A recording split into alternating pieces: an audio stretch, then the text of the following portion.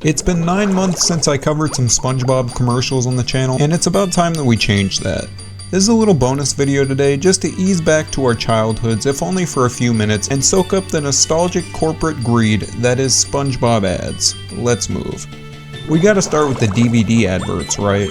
This is so mid-2000s, I absolutely love the art style of this animation so much. The music is bumping too, like I'm half tempted to go buy some damn DVDs right now.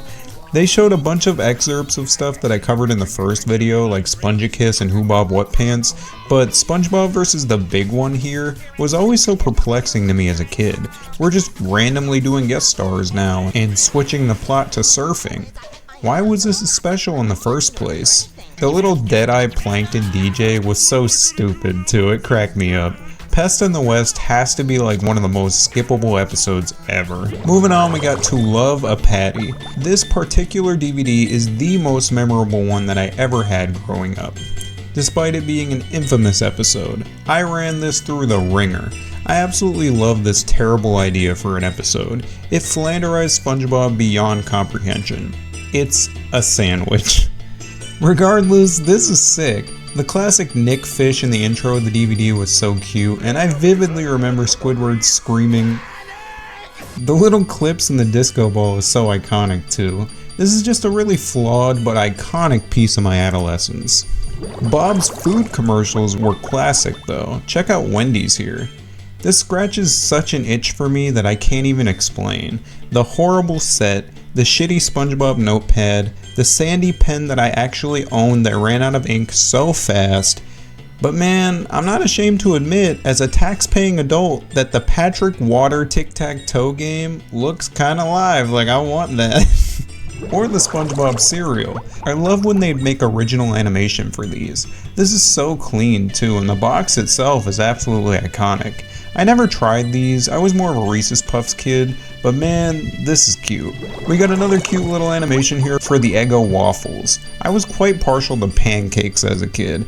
I should have tried these Johns, this looks fun. Burger King low-key had the best toys though. The SpongeBob Casio knockoffs are no exception. I vividly remember the Plankton one, despite it coming out to coincide with the first movie when I was a toddler. I still had that on VHS though, and I watched it until it broke. I was a die-hard SpongeBob kid. The next one is actually a German McDonald's ad, and I can't lie, I hated this little box guy. The animation portion is so whatever, but man, those straw toppers look kinda sweet, I'm not gonna lie, I kinda want them. I have no clue what that spinning thing is either, like this is kinda interesting. We gotta touch on the board game commercial where they locked in for no good reason though. This set design is genuinely so good. The kid actually kinda fit his role too, I can't lie, but man, the game of life was always so fun. I never owned it as a kid, so I always played it at a friend's house. I love the unique player pieces here as well, like this looks so fun. I would've loved this as a kid. If we're talking about things getting locked in though, we gotta bring up Globs of Doom. This is one I really remember seeing on TV and shitting bricks over it. I love the Nicktoons games. I played all of them on various consoles and they're super befitting of their era. But man, this being a SpongeBob game and its title instead of a Nicktoons one told me two things as a kid. One, Nicktoons are cooked as a brand in 2009, and two, THQ did not have enough time to make another 3D SpongeBob game that year. I already discussed Creature of the Krusty Krab, which I believe was the last 3D game prior to this on home consoles, but yeah, I mean, this was a fun, flawed time, as they kinda all were back then. I love the art style. I loved the plasticky shiny models were cute. There's so many iconic shots in that game too. It's really heartwarming to see. Legend of the Lost Spatula takes it all the way back to the beginning though. This is the most nothing happening commercial ever, but I kinda admire it. It's for the first SpongeBob game ever, and it's a game that I actually played quite a bit in between sessions of Crash the Huge Adventure. I think this game actually has really simple, fixable flaws, but it's fun enough to warrant like 10 minutes of your time.